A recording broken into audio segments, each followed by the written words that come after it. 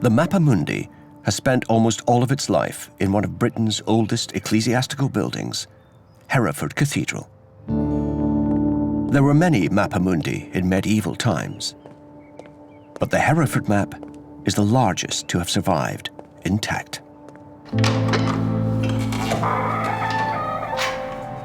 When it was made in 1300, Europe stood on the verge of the Renaissance. The poet Dante was about to embark on his epic work, The Divine Comedy, while the Venetian explorer Marco Polo was on his pioneering travels in Asia.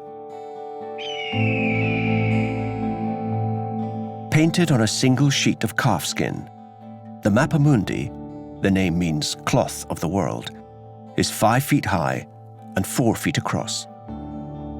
It's a map of a teeming world, rendered in dizzying detail. One of the greatest surviving artworks of the Middle Ages, it rarely leaves its glass case. The ravages of time and past neglect have taken their toll, leaving parts of it dark and damaged. But it still exerts an extraordinary power over those who come into contact with it.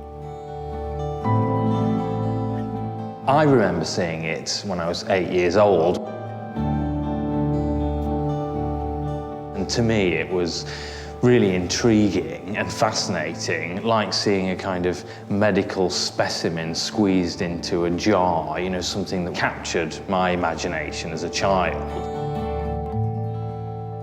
Dominic Harbour came to Hereford as a student to help prepare a new exhibition for the map. 20 years later, he's still here as the cathedral's commercial director and has seen thousands of visitors encounter the map for the first time. I think actually it completely disarms anybody who stands in front of it. It's really a total cacophony of too much going on at the same time, which, if you think of the culture that produced it, it's a pretty good description, really. It's kind of unfathomable, and I think you have to sort of immerse yourself into it.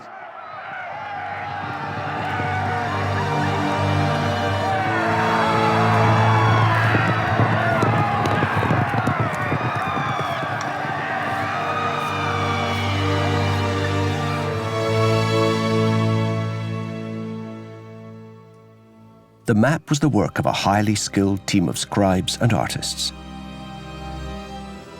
Its original creator left behind his mark. Pray for Richard of Lafford, who had it made, reads a caption in Norman French. At the heart of the map is Jerusalem, and at its center, a tantalizing clue to what was probably the first act of the map makers. A tiny pinprick made 700 years ago, where a compass was used to trace the circular tower. From that tiny, ragged hole at its center spreads a map of amazing complexity. 1,000 written legends, 500 drawings of the cities and towns of the known world, and the monstrous races of the unknown world.